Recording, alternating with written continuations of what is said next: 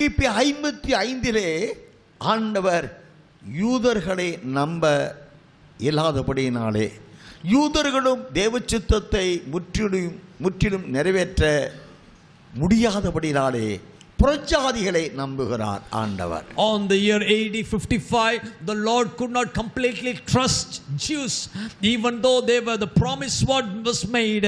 The Jews was not able to completely fulfill the promise and destroy the devil. So again, the Lord is putting his trust upon the Gentiles, leaving the Jews. அப்போஸ்தலனாகிய பவுலை அழைத்து அந்தியோகியா சபையை முதலாவதாக எழுப்பி அவற்றின் தொடர்ச்சியாக எபேசு போன்ற 7 பட்டணங்களில் சபையை எழுப்பினாலும் கூட அத்தனையும் சாத்தானை தோற்கடிக்கவில்லை, அவருடைய கொடி பறக்கவும் இல்லை.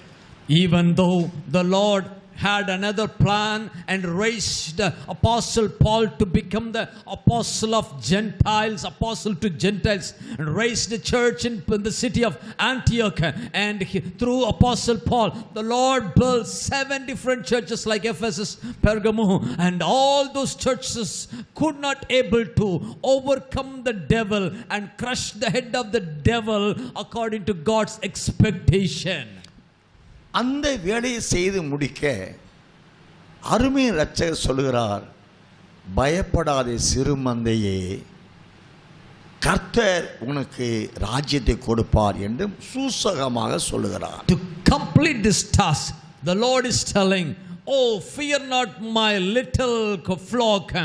Oh, the Lord will give you the kingdom in a secret way. சின்னவன் 1000 சிறியவன் பலத்த ஜாதியவா ஆகுவான் என்று வாக்கு பண்ணுகிறார். The Lord has promised that the little one will become 1,000 and the smaller one will become 10,000.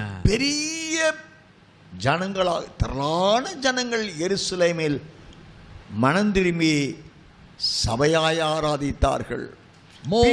பின்பு அந்தியோகியா பட்டணத்திலே புறஜாதிகளிலிருந்து மீட்கப்பட்டு திரளான ஜனங்கள் பட்டணந்தோறும் இந்த சத்தியத்தை கேட்டு சபையில் எழுப்பப்பட்டாலும் அவர்கள் அனைவராலும் சாத்தான் தோற்கடிக்கப்படவில்லை.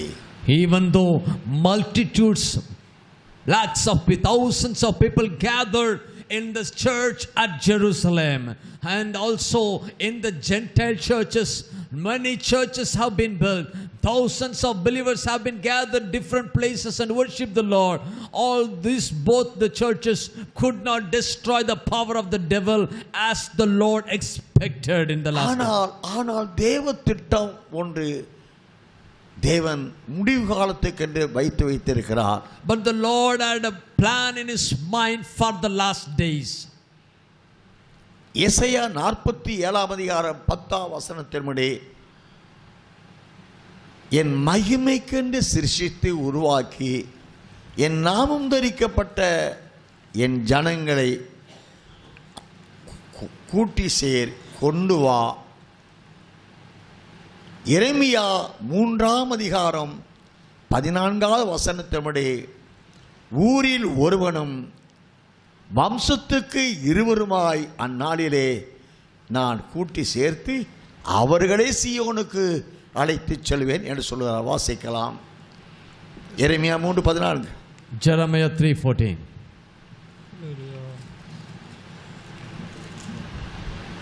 சீர்கெட்ட பிள்ளைகளே, திரும்புங்கள் என்று கர்த்தர் சொல்கிறார்.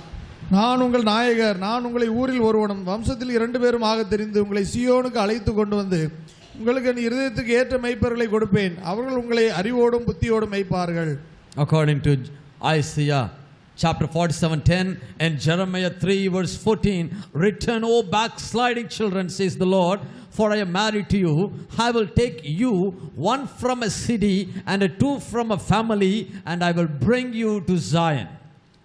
அப்படி என்றால் அவருடைய வேலையை ஜெயமாக செய்து நிறைவேற்ற தேவ தீர்மானத்தின்படியானவர்கள் ஊருக்கு ஒருவரும் கோத்திரத்திற்கு அல்லது வம்சத்திற்கு 2 என்ற ஒரு நிலைக்குள் பிதாவாகிய தந்தை வந்து விட்டார். Now, if so, even the Lord God had a great plan in his mind to destroy the devil. God's plan has come to a closer view to have focused in one person from a city and two persons from a family or a tribe. ஆனால் அருமைய இரட்சகர் அதற்கு ஏதுகரமாக ஆனால் தேவ திட்டம் மாறாதபடி சீயோன் குமாரத்தியே இதோ உன் ரட்சிப்பு வருகிறது என்று ஏசாயா 62 அதிகாரம் 11-12 வசனங்களிலே சீயோனு குமாரத்தியே இதோ உன் ரட்சிப்பு வருகிறது என்றும் அவர்களை பரிசுத்த ஜனம் என்று கர்த்தரால் மீட்கப்பட்டவர் என்றும் சொல்வார்கள். நீ தேடிக்கொள்ளப்பட்டதென்றும் கைவிடப்படாத நகரம் என்று பெயர் வருவாய் என்று சொல்கிறார். According to Isaiah 62:11-12, this promise gets into fulfillment as it written, say to the daughter of Zion, surely your salvation is coming. Behold, his reward is with him and his work before him, and they shall call them the holy people, the redeemed of the Lord, and you shall be called sought out, a city not forsaken.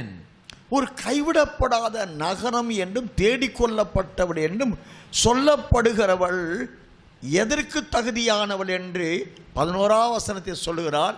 இதோ சீயோன் குமாரத்தியை நோக்கி இதோ உன் ரட்சிப்பு வருகிறது என்று சொல்லுகிறார். The one who is called by the Lord as the sought out one, a city not forsaken.